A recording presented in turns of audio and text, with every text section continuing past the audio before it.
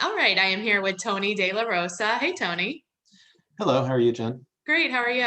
I'm fine, thanks. Good. And Tony is a real estate agent in Nashville, right, Tennessee? Correct, correct. But he does community like HOA management, which I hmm thought it would be cool to have you on because we deal with a lot of clients and we get these like feels like a 10-pound book with HOA documents. So Sure.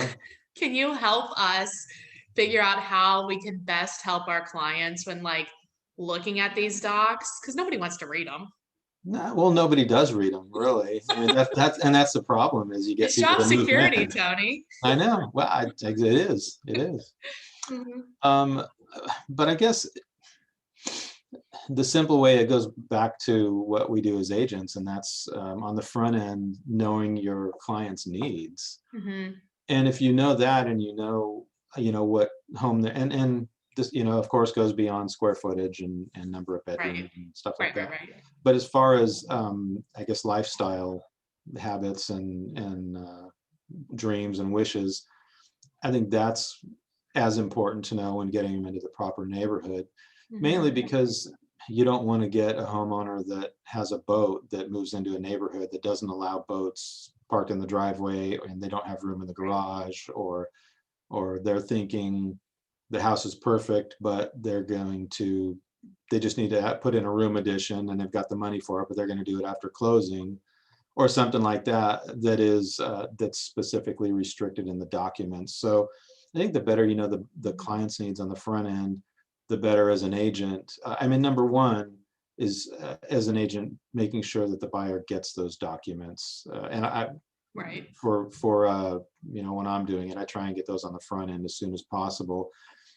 And of course, it's like you said, you can It's give me kind of the like a pain to get them though, because like I don't know about your company, but like companies that I work with here in Cincinnati, they're always like, yeah, it's gonna be like $125. You're like, why? They're wow gonna be the for new the owner. wow that I've never heard of that. Just for the actual covenants and restrictions. Yes, if the current owner Okay. doesn't have them, then they'll charge to Okay. like And another copy. yeah, that shouldn't surprise me. Tell me, I mean, how we don't. hard is Yeah, it to we don't. send? Yeah, it isn't. And for me, on my end, being that that's predominantly what I'm doing is HOA management, I want an agent to call me and I'll email them everything Right, because because if it doesn't happen, then when the buyer gets there and they're mad about something, they call me. right, And right, they don't get it that they're mad that they moved into an HOA or they didn't know they were there or they didn't or know, whatever. Yeah. But I XYZ. like your point so far was like, okay, not only understand the client and like their Mhm. lifestyle, but like just ask, is there anything that you would be concerned about? Like, because it could be like even renting the property Yes, or, excellent all point. of, do you need a Mhm. garden? Like things like that, anything on the, that we need to make sure is in the docs or not, right? Yes, yeah, yes, and typically it's going to be in there somewhere in the governing docs. And also It's so maybe, long I know it's terrible. And once in a while you have some communities that um, kind of put the main restrictions together on one or two pages. If they have that, that's always a plus. Yeah. And also it might be beneficial to ask for the minutes. They have the right to see the Okay. minutes from board meetings, Hmm. just to see. I mean, there's not going to generally be any confidential information, but just you want to see what's going on. Do they have any projects? Is their is their pool broken and or something that they're going to have some Right. major repair and they don't have the money for it?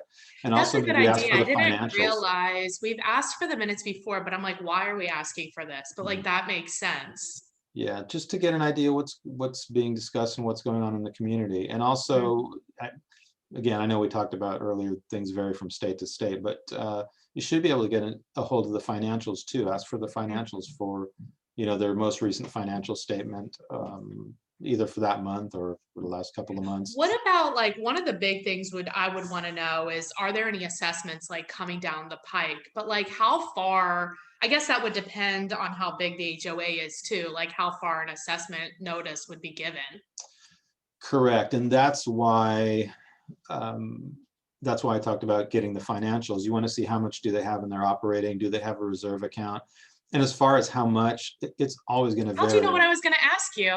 Uh, well, because usually that's typically the next Yeah. question. It's always going to vary because is it a community with detached single family homes and no amenities, or is it a condo development that's got a pool, a tennis court, and Mhm. a park and a walking trail and all these high expense items? Right. And of course the expense of carrying, the master insurance, and if they pay utilities and things like that. So Mhm. there's you're going to want to see more reserves for, obviously for a condo development or something like that. But then for a single family But also condo community, developments have a lot more people too. So I think talk to us yeah, about, because I've seen some where condo fees are like so high they don't make sense, and where they're so yes, low and they don't make sense. Like how can we wrap our head around that even before we go and show it?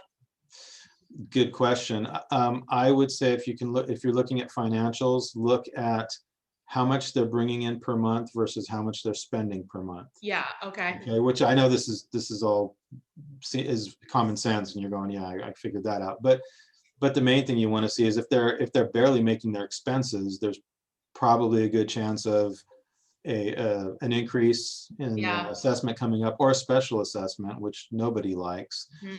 And that's why, and we stress the importance here of, it costs a little bit of money, but pay to get a reserve study done so they can calculate out what it's going to cost you to fix things and how much your dues needs to go up per year. Who would do that?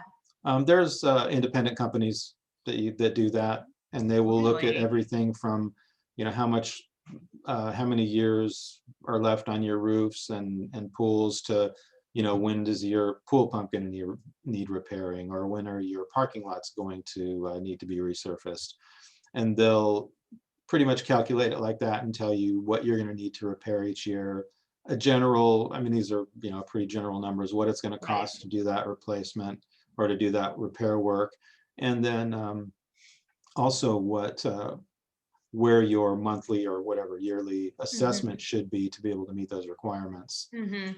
And yeah, that's typically all can be done in a reserve study if you need that much detail. But again, we I wouldn't encourage say it. most people are getting that though. No, Like yeah, not from the not too many. buyers. They don't That want to seems do it. like if I was on the HOA board, that would be something that maybe. Maybe. Well, and here's something I don't want to get too off topic, but a lot of HOA boards, rightfully so, look at it as their responsibility is to look out for the community and to save them money and keep the assessment low. Mhm. When really that, which seems pretty logical, but it in reality it should be, the idea of the assessment should be to pay the expenses. So it Right. should be keeping the assessment in line with what are the expenses, not trying to save, yes, trying to save money and be responsible, financially, but also you have to look at what are your expenses, and if what are you going to need for emergency money should something come up. So that's, But it kind is of, a good point. If there are a lot of amenities, then and the HOA fees are low, something will have to give, sure, yep, right? eventually.